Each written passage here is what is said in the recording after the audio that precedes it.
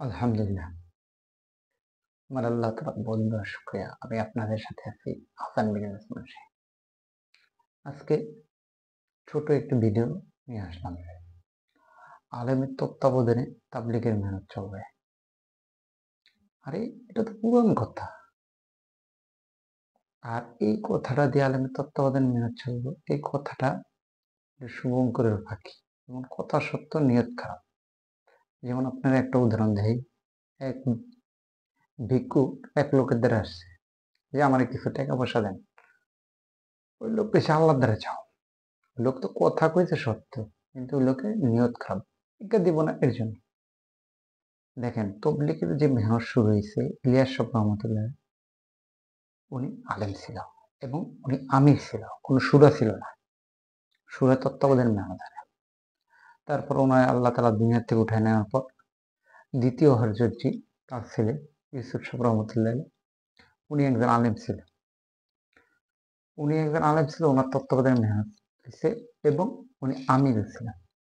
তারপর যে তৃতীয় হরজতজি এনামুল হক সাহেব রহমতুল্লাহ আলাই, উনি আলেম ছিল এবং কি উনি আমির ছিল। ওনার তত্ত্বাবধানে মেহনত হয়েছে।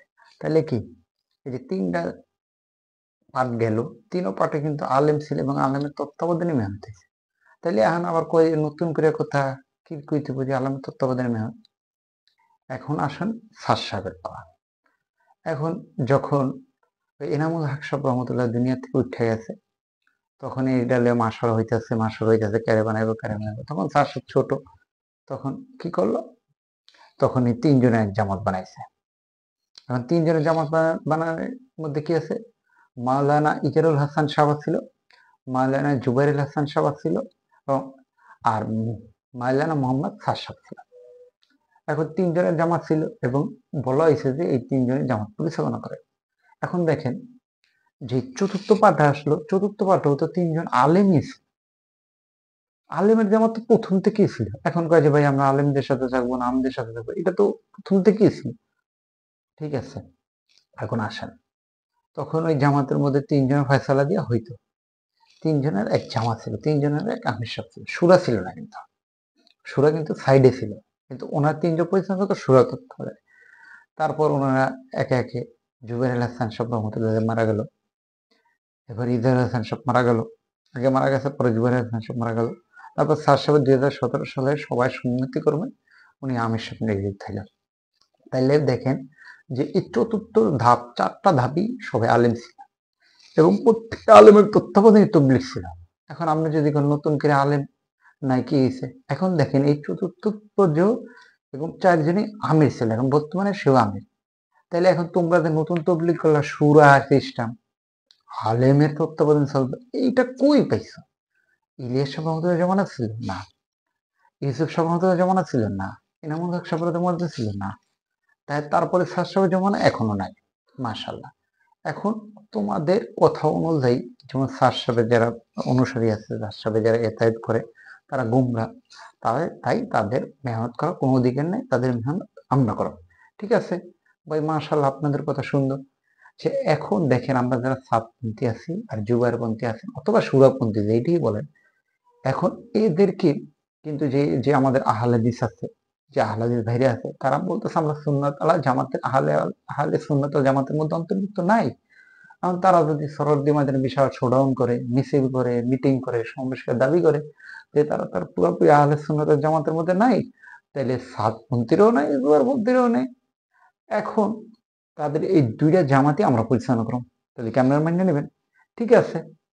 এখন যদি বেরলবি আছে যারা মিলাদ কায়েমকে এরকম যারা এটা ঠিক মনে করে মিলাদ কায়েম করতে হবে, যেমন এনায়তুল্লাহ আব্বাসী আছে, গিয়াসউদ্দিন তাহেরি এবং মাজারপন্থী, বাংলাদেশে কোটি কোটি মানুষ আছে।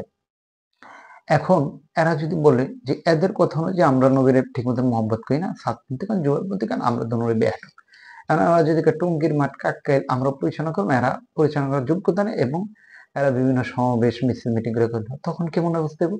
তখন জুবাইরপন্থী এবং যে সাতপন্থী হারাকে মেনে নেব? তো কখনো মেনে নেব না রে ভাই। যার প্রতিষ্ঠান সেই তো পরিচালনা করবে, এখন অন্য জনের তো কথা নাই।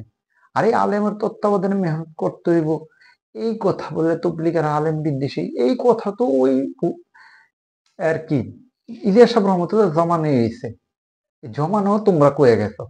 তার প্রমাণ যদি দেখতেছ তাহলে আমি একটা ছোট সংক্ষেপে কথা বলি। 1972 সালে একটা কিতাব মানে লেখা শেষ করতে জাকির সাহেব রহমতুল্লাহ আলী, ইলিয়াস সাহেব রহমতুল্লাহ বাইস্তা, যে ফাজাইল লেখছে, ফাজাইলে সাদাকাত লেখছে, ওই কিতাবের মধ্যে কয়েকটা জিনিস উনি দিছে। তো এখন যদি আমরা করে এটা পড়ে শোনাই তাহলে বুঝবেন। ওই কিতাবটার নাম হইলে গিয়া তাবলিগি জামাতের সমালোচনা ও জবাব। এই কিতাবটার মূল লেখক জাকিরিয়া সাহেব এবং অনুবাদ করেছে বাংলাদেশের মাওলানা সাইদ আল মিজদা, প্রকাশনা মোহাম্মদিয়া লাইব্রেরি, চকবাজার, ঢাকা। এটা গেলে আমি চকবাজার থেকে পাইবেন। ওইখানের মধ্যে কি কি হেডলাইন দিয়েছে, হেডলাইন দিলে আমরা কোনটা শুনি। এক, সমালোচনা, জিহাদ সংক্রান্ত হাদিসগুলো তাবলিগের জিহাদ সংক্রান্ত হাদিসগুলো জামাতে সংশ্লিষ্ট করা। দুই, জামাত তাবলিগ জামাতে প্রচলিত পদ্ধতি। তিন, মাদ্রাসা ও খানকার প্রয়োজনীয়তা অস্বীকার। দেখেন, মাদ্রাসা এবং খানকার প্রয়োজনীয়তা এখন যেমন কয় না, তখন এই কথাটা কইছে 1972 সালে। এটা নতুন কিছু না, তোমরা এটা পুরানি তোমরা লোক। তারপর কইছে কি মাদ্রাসার বিরোধিতা, এটা নতুন কিছু না, 1972 সালেও কইছে, এরাই কইছে, এই দেওবন্দালারই কইছে। তারপর দেখেন 5 নাম্বার, তাবলিগ জামাতের লোকরা ওলামা বিদ্বেষী, এটা 1972 সালেই এটা করার কথা। তারপর দেখেন 6 নাম্বার, তাবলিগে জাহেলদের কাজ নাই, তাবলিগ জাহেলদের কাজ নাই, এই সময়ের কথা। 7, মাদ্রাসা ও খানকা বিরোধী। আর আলেমদের বর্তমানে জাহেলদের আমির নিযুক্ত করা, মানে আলেমদের বর্তমানে জাহেলদের নিযুক্ত করা। যে এখন জন কইতেছে আলেমের তত্ত্বাবধান চলবো, কোনো জাহেল থাকতে পারবো না, পিডিএ লড়াই দাও, এরকম যে নয়। হযরত থানভীর রহমতুল্লাহ ও সাইকুল হাদিস ইসলামের অপছন্দ, মানে থানভীর রহমতুল্লাহ সাইফুল ইসলাম তারা অপছন্দ করতে। থানভীর রহমতুল্লাহ মতো মানুষই এরা বুঝতে না, তোমরা বুঝবে কেমনে। তারপর 10, হযরত মাদানী রহমতুল্লাহ তাবলিগ জামাত সম্পর্কে আকাবিরদের মন্তব্য ও বাণী, এবং দেওয়ালি রহমতুল্লাহ কয়েকটা বাণী, আরো কতগুলো আছে, এই সম্বন্ধে অনুসরণ করছে।